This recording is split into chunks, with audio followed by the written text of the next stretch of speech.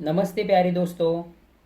आज हम फिर से नई कहानी के साथ जुड़ते हैं और हमारी नई कहानी एवं एकांकी का नाम है प्रतिशोध।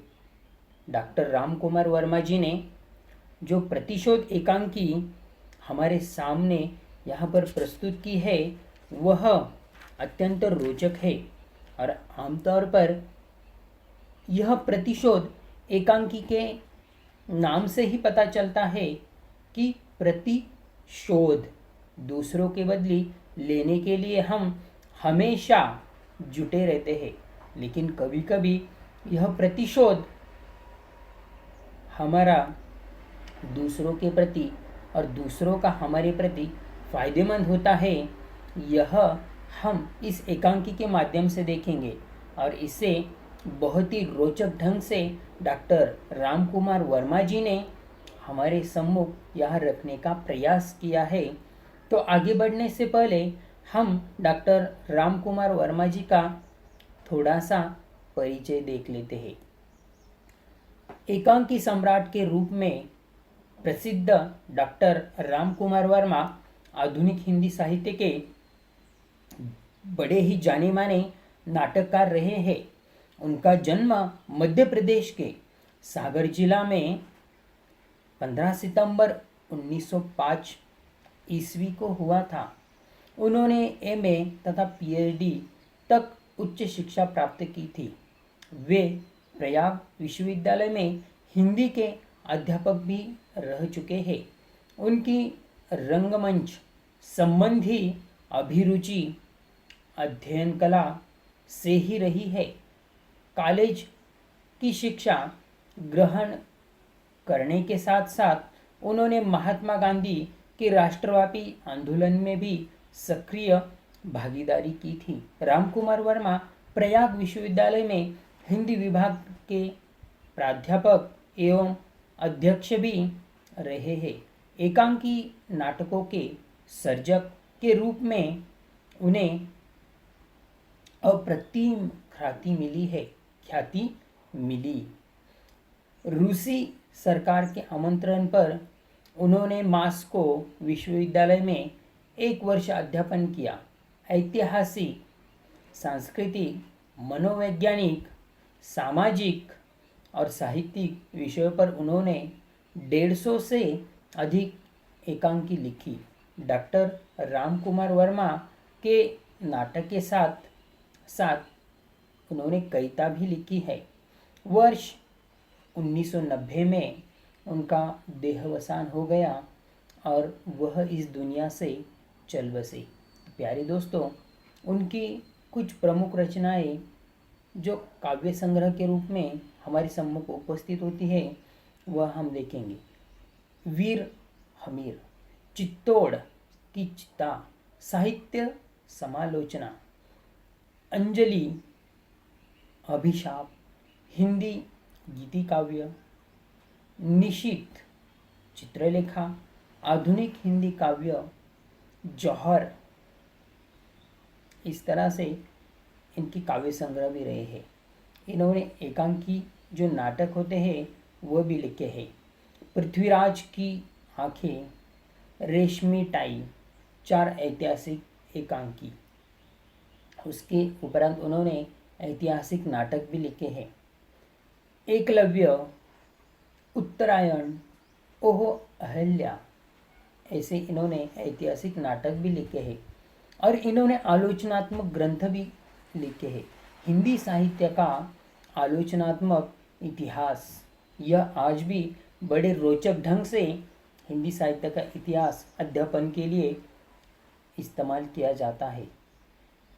शिवाजी रंगरूप, इस तरह से इनके आलोचनात्मक ग्रंथ भी रह चुके हैं। और प्यारे दोस्तों, इस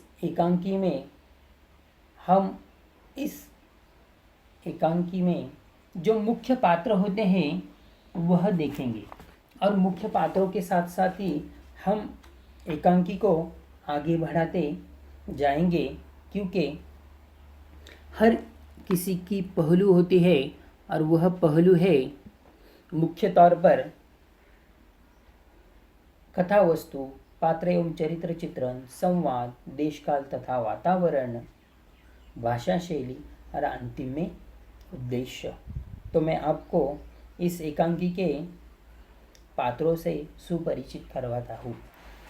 पहला मुख्य पात्र है भारवी, श्रीधर, सुशीला, आभा, सेविका और भारती। यहाँ पर भारवी संस्कृत के महान कवि है, श्रीधर संस्कृत के महान पंडित, भारवी के पिता, सुशीला भारवी की माता, भारती एक विदूषिका और आभा एक सेविका। और भारती के उपरांत जो सेविका होती है वह गौण पात्र के रूप में मानी जाती है। तो प्यारे दोस्तों, इस एकांकी में जो मुख्य कथा वस्तु है इसकी, वह मैं आपको बता देता हूँ।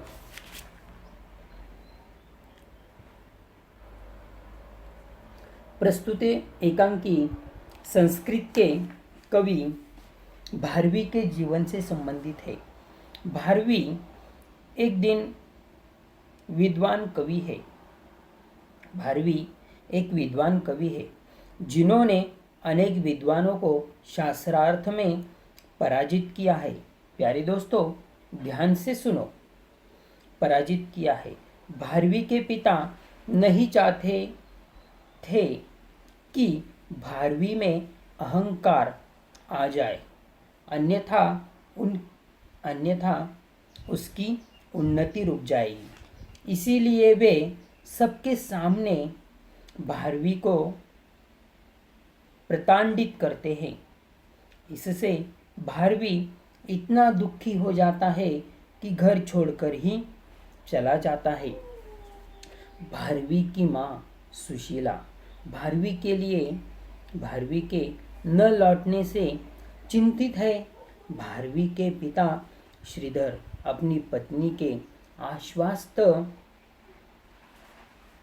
करते हुए वह कहते हैं कि वह सुबह भारवी को खोज ले आएंगे, लेकिन परंतु वह कभी कुछ भी नहीं चलेगा। सुशीला पुत्र मोह से व्यग्र है। भारवी के पिता श्रीधर अपनी पत्नी से कहते हैं कि मैं भी अपने पुत्र की उन्नति चाहता हूँ, परंतु यह नहीं चाहता कि उसमें अहंकार उत्पन्न हो। इसी कारण मैंने उसे सबके समक्ष प्रतिदंडित किया। भारवी अपने पिता से प्रतिशोध लेने के लिए तलवार लेकर घर आता है, परंतु जब वह पिता की बात सुनता है तो उसको ग्लानि होती है और वह पिता से मृत्युदंड की अपेक्षा करता है। देखना प्यारे दोस्तों कि भारवी कौन है? एक संस्कृत का महान कवि है और श्रीधर संस्कृत के महान पंडित है। लेकिन फिर भी भारवी को लगता है कि अपने बेटे को वह संस्कृत का पंडित होने के उपरांत उसे गर्व ना हो, इसीलिए वह सबके सामने उसे दंडित करता है। और उसे क्या लगता है कि अगर मेरे बेटे को गर्व हो गया तो वह गर्व में अहंकार से चूर्ण हो जाएगा और उसकी उन्नति रुक जाएगी। इसीलिए वहाँ पर वह सबके सम्मुख उसे दंडित करता है। लेकिन श्रीधर की यह बात समझ में नहीं आती है और आगे देखते हैं दोस्तों क्या होता है। भारवी अपने पिता से प्रतिशोध लेने के लिए तलवार लेकर घर आता है, परंतु जब वह पिता की बात सुनता है तो उसे ग्लानि बड़ा ही दुख होता है और वह पिता से मृत्युदंड की अपेक्षा करता है। पिता उससे कहते हैं कि यह तो अपराध होगा, यदि उसे वास्तव में दंड चाहिए तो वह 6 माह तक ससुराल में जाकर रहे, झूठा भोजन करे। भारवी तुरंत यह दंड स्वीकार कर लेता है और ससुराल के लिए चल पड़ता है। पिता ने ऐसा दंड इसीलिए दिया जिससे वह अहंकार शून्य हो जाए। वहाँ से लौटने के बाद कवि के रूप में उसकी ख्याति और फैल गई और उसने किरातुर्जुन नामक महाकाव्य की रचना की। प्रस्तुत एकांकी शिक्षाप्रद है। यह शिक्षा देती है कि पिता कभी अपने पुत्र से ईर्ष्या नहीं करता, अपूत हर हाल में उसकी उन्नति ही करता है। जिसके अपने पुत्र की उन्नति रुक जाए, इसी कारण श्रीधर भारवी को सार्वजनिक प्रतांड करता है। इससे यह शिक्षा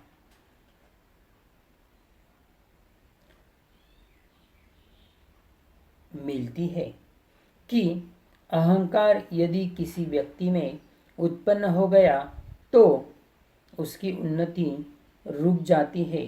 अर्थात निरंतर उन्नति तभी होती है जब इंसान व्यक्ति किसी अहंकार में ना हो, अहंकार शून्य हो, तभी इंसान ज़्यादा उन्नति कर जाता है। तो देखिए प्यारे दोस्तों, इस एकांकी के पीछे क्या मकसद है, क्योंकि उसके पिताजी जल्दी से उसके प्रति जागृत हो जाते हैं और उन्हें लगता है कि मेरे बेटे को अहंकार ना हो, इसीलिए वह यह कदम उठाते हैं। तो प्यारे दोस्तों, तब तक के लिए नमस्ते। अब हम इसे एकांकी में यहीं पर रुक जाते हैं और अगली कहानी में दोबारा हमसे मुलाकात होगी। तब तक के लिए नमस्ते।